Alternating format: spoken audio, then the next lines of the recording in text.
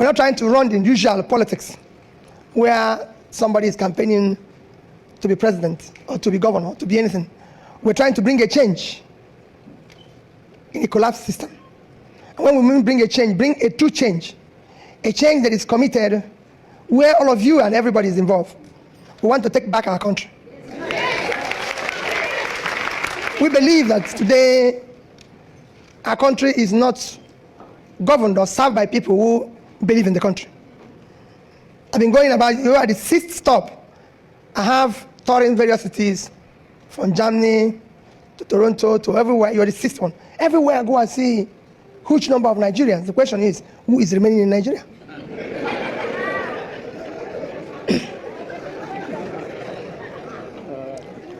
Those who are remaining are probably those who couldn't get out.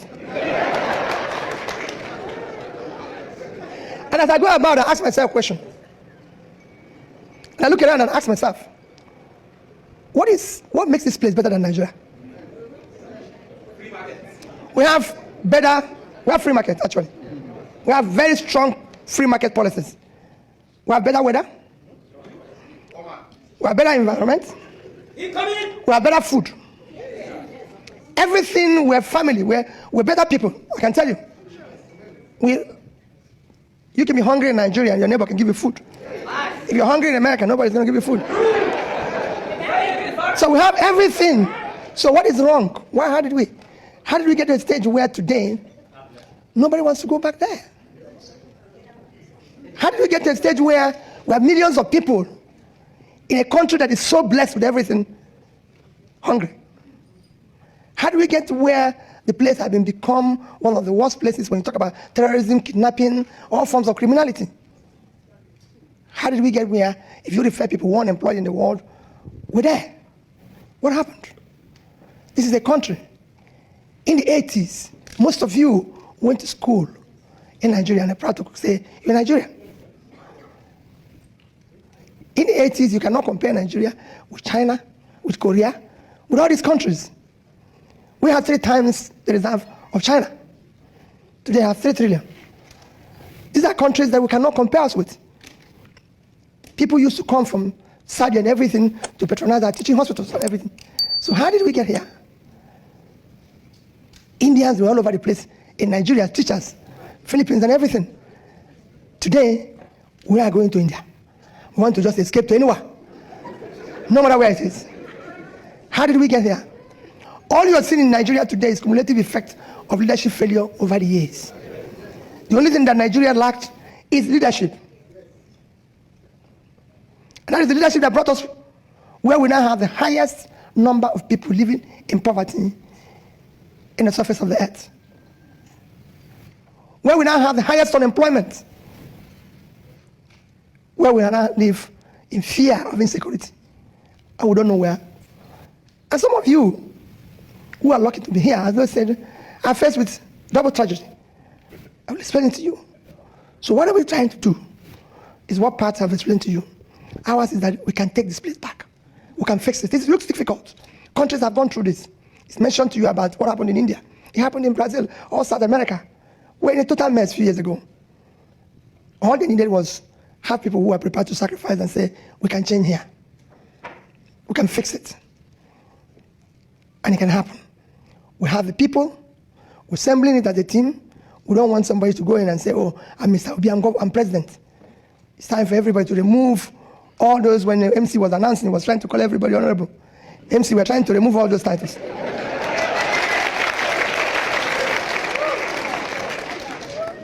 We want to remove the fire. We don't want to call people excellence again in Nigeria, because there's nothing excellent there again. We don't want people to be distinguished. When I came in here, like I said to every other place I've been, I saw people, but I noticed that maybe it wasn't you people, because I'm not happy. And I thank people of Sadia that we're doing this in a church. That's actually where we should be now. So wherever I go, they've been trying to celebrate or sing, and I said, no more celebration in Nigeria. It is time for us to get to work and fix the country. The potentialities are there. It's going to be difficult. Extremely difficult. Let nobody kid you. The next government is not going to be easy. It is going to be difficult. Very, very difficult, because your country is bankrupt. You don't have resources again. If you listen to next year's budget, It will frighten you.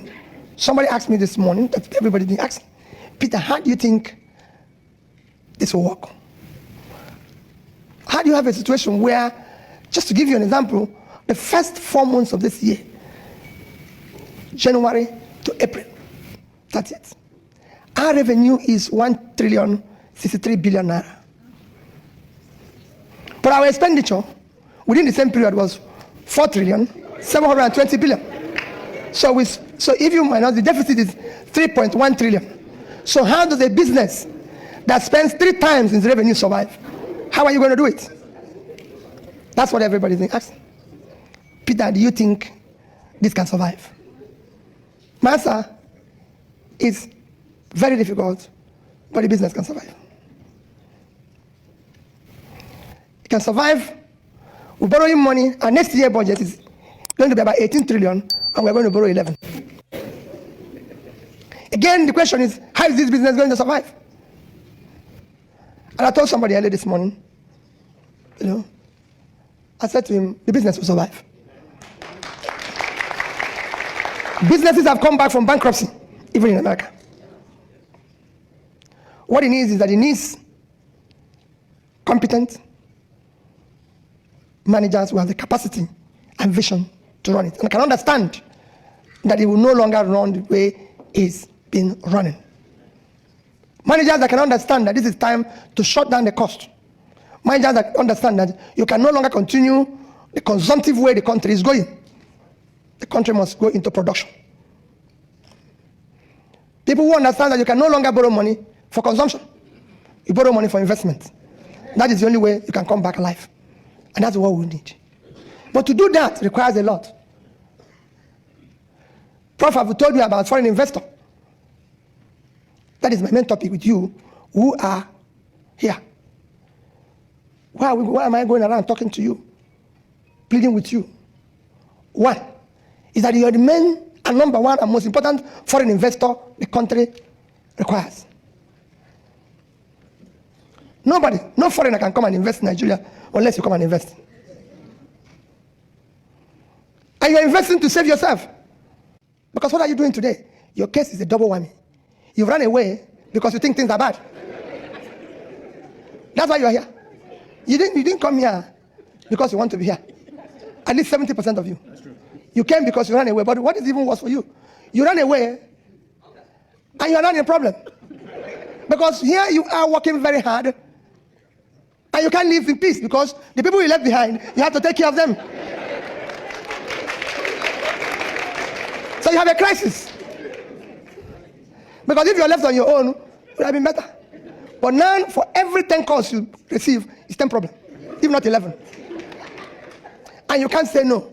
Because even if you hate them, you will not sleep. Remembering that they are there. They're hungry. You become everything.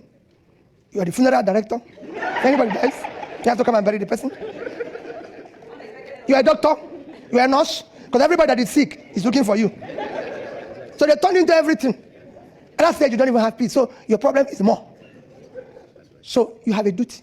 If you fix there and it's working, then you reduce your own pressure. So you owe a duty to fix there. If you fix there and make that place productive, what do? You become richer. Today, Pastor told you, I know that for sure. I lived in the UK for 10 years. My neighbor, I live in number 66. My neighbor was in 64. Because things started working well in his country, in India, he went there and built a factory. The factory employed people from his area.